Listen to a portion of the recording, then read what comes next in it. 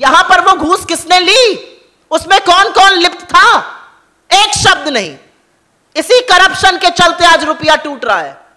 कल शाम को दो भयावह डेटा सामने आए, जो ज्यादा भयावह है, पहले उसके बारे में बात कर लेते हैं और उसके बाद जो कारण है उस डेटा का उसके बारे में चर्चा करेंगे। इस देश में गरीबी, गुर्बत और भूख एक भयावह स्थिति में है, पर मोदी सरकार की तरफ देखिए तो वो बेखबर हैं, बेखौफ है, उनको कोई फर्क ही नहीं पड़ रहा है। कल शाम को वर्ल्ड बैंक की रिपोर्ट के अनुसार भारत में कोविड काल के दौरान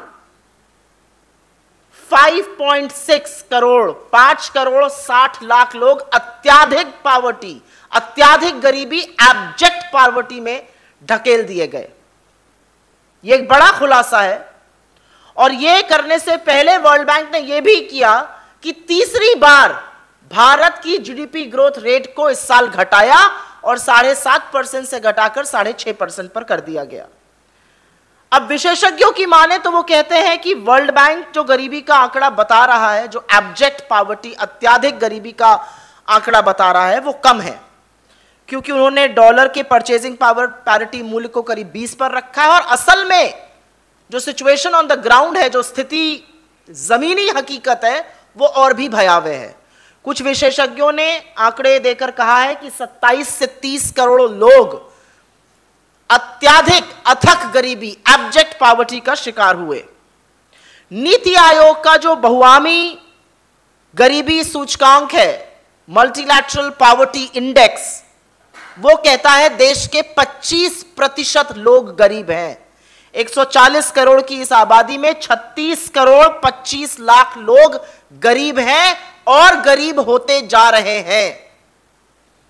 यह देश गांधी का देश है, जिन्होंने कहा था नीति निर्माण के वक्त पंक्ति में खड़े सबसे अंतिम व्यक्ति का चेहरा याद करिएगा।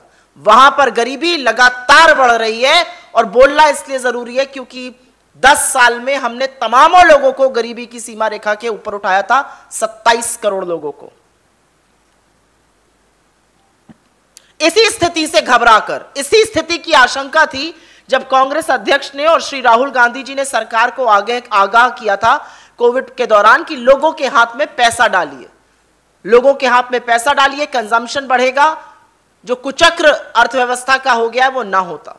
अगर बात सुन ली होती तो ये लोग गरीबी में की सीमा रेखा के नीचे और अथाह गरीबी में ना ढकेले जाते। अगर सरकार के कान पर जूं रेंगी होती हमारी बातों पर तो करोड़ों लोग चिलचिलाती धूप में पैदल ना चलते। अगर उन्होंने सुना होता तो तमामों लघु मध्यम उद्योग बंद ना होते। अगर उन्होंने सुना होता तो अर्थव्यवस्था इस बुरी तरह से ठप ना होती। अब हो सकता है कि वर्ल्ड बैंक की इस रिपोर्ट को, अब हो सकता है कि वर्ल्ड बैंक के जीडीपी ग्रोथ के अनुमान को घटाने को सरकार एक अंतरराष्ट्रीय साजिश का नाम दे दे, लेकिन वर्ल्ड बैंक ने अकेले ऐसा नहीं किया है। मूडीज का भी यही कहना है, फिच ने भी यही किया है, एशियन डेवलपमेंट बैंक ने भी यह किया है, तमामों ब्रोकरेजेस ने, तमामों क्रेडिट रेटिंग्स एजेंसीज ने हमारे जीडीपी ग्रोथ को लगातार नीचे ढकेला। लेकिन अगर ये इंटरनेशनल साजिश है जो कि सरकार कह सकती है तो छोड़ दीजिए ईडी, अब आपकी ईडी वर्ल्ड बैंक के भी पीछे पड़ जाए, पर उसमें शायद थोड़ी मुश्किल हो सकती है। लेकिन व्यंग के आगे असली सच सुनना जरूरी है। बुरी तरह से बदतर हो रहे हैं हालात।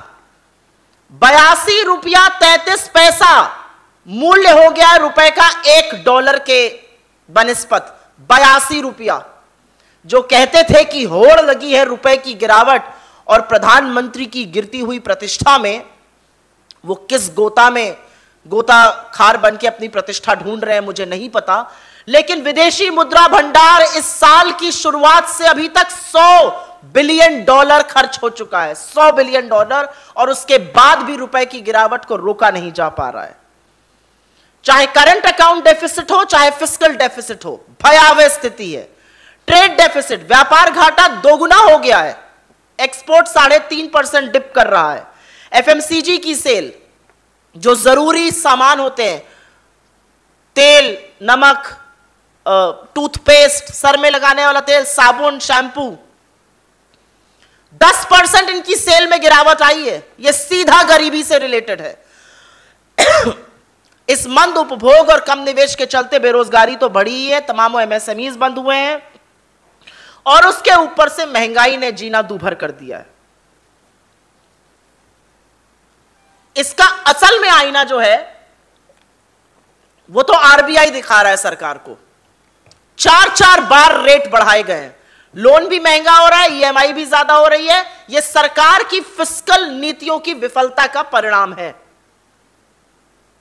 पर इस भयावह स्थिति से क्या मोदी जी परेशान है? जी नहीं, खोखला प्रचार जारी है। गरीब की थाली में प्रहार जरूर कर रहे हैं, लेकिन ड्रोनाचार्य बने हुए हैं। ड्रोन से अब आलू उठवाएंगे, उसी आलू से जिससे उन्होंने सोना बनाने को कहा था। मोदी जी पहले आलू से सोना बनाने वाले थे, अब ड्रोन से आलू उठवाएंगे। मोदी जी मेट्रो का 2019 में भी उद्घाटन करते हैं, फेज 1 का अहमदाबाद में, फिर फेज 1 का सितंबर 2022 में करते हैं। यह सब काम चलता रहेगा, खोखला प्रचार, ताली वाली सब चलती रहेगी, लेकिन गरीब इस देश में और गरीब होता रहेगा, शिकन नहीं आएगी चेहरे पर। इस देश का किसान आत्महत्या करेगा और आपका नाम लिखकर आत्महत्या करेगा, और आप ड्रोनाचार्य बनकर ड्रोन से आलू को उठवाइएगा। इसीलिए कुछ ज्वलंत सवाल हैं और इसी के साथ हम अंत करेंगे। इस देश में जब कच्चे तेल का वैश्विक दाम $116 प्रति बैरल से घटकर $91 प्रति बैरल हो गया, इस दौरान पेट्रोल और डीजल का दाम क्यों नहीं घटाया गया? सीएनजी का दाम 6 रुपए बढ़ा दिया और पीएनजी का दाम 4 रुपए बढ़ा दिया। लोगों की जेब को डाका डालना इसको कहते हैं। देश की 130 ट्रेनों का किराया बढ़ा दिया, प्लेटफॉर्म टिकट 200% बढ़ा दिया, फीस 400% बढ़ा दी यूनिवर्सिटीज में। इसका क्या जवाब है? क्या यह गरीबी पर प्रहार है या नहीं है? आटा और दूध जैसी चीजों का दाम आग लगी हुई है उनमें, क्या इससे गरीब का भला हो रहा है? विश्व हंगर इंडेक्स में 116 देशों की सूची में 101 पर हैं हम, नेपाल और भूटान के नीचे। क्या गरीब को 2 वक्त भरपेट खाना दिलाना आपका काम नहीं है मोदी जी? और 135 करोड़ के इस देश में, 140 करोड़ के इस देश में 80 करोड़ लोगों को इस कगार पर लाकर खड़ा कर दिया कि आज वो आपका मुफ्त का अनाज लेने के लिए मजबूर है। यह आपकी उपलब्धि नहीं है, यह आपकी विफलता है। जिस दिन समझ जाइएगा, गरीबों का भला करिएगा। तो अब बताइए, आप गरीबों के लिए क्या करिएगा? आंख मूंद कर मुंह फेर लीजिएगा जैसा कि अभी तक करते आए हैं, या उनके लिए कुछ करिएगा? हां, आप बधाई के पात्र हैं।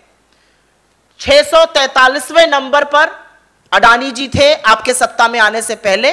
आप उनको विश्व के अमीर आदमियों की सूची में दूसरे नंबर पर ले आए हैं, इसके लिए आप बधाई के पात्र हैं। लेकिन thank you Modi ji, 5,60,00,000 abject poverty, अत्याधिक गरीबी, अथाह गरीबी में धंसने वाले लोगों के लिए किसको कहा जाए, इस बात का भी जवाब दीजिए। यूएस के एसईसी ने, जो उनका मार्केट रेगुलेटर है हमारी तरह सेबी, उसने ऑरेकल को फाइन करा है, गिल्टी पाया गया है, दोषी करार करके फाइन किया है कि ऑरेकल ने $500,000 की घूस रेलवे के अधिकारियों को और रेल मंत्रालय में भारत में 2016 में जब पीयूष गोयल थे तब दी। वहां पर फाइन हो गया। यहां पर मोदी जी कहते थे न खाऊंगा न खाने दूंगा, और एक सुई पटक सन्नाटा। कोई इंक्वायरी आपने सुनी? क्या यह पता किया गया कि एक कंपनी को अमेरिका में फाइन देना पड़ रहा है घूस देने के लिए? यहां पर वो घूस किसने ली, उसमें कौन कौन लिप्त था? एक शब्द नहीं। इसी करप्शन के चलते आज रुपया टूट रहा है, और रुपया ऐसा टूट रहा है कि विदेशी मुद्रा भंडार का $100 बिलियन आपने लगा दिया, लेकिन रुपया संभल नहीं पा रहा है, क्योंकि होड़ तो लगी है रुपए की गिरावट में और प्रधानमंत्री की प्रतिष्ठा और साख में। आबरू से बड़े बेआबरू हो चले हैं। खबरों में बने रहने के लिए फोरम 4 को सब्सक्राइब करें और नोटिफिकेशन पाने के लिए बेल आइकन दबाएं।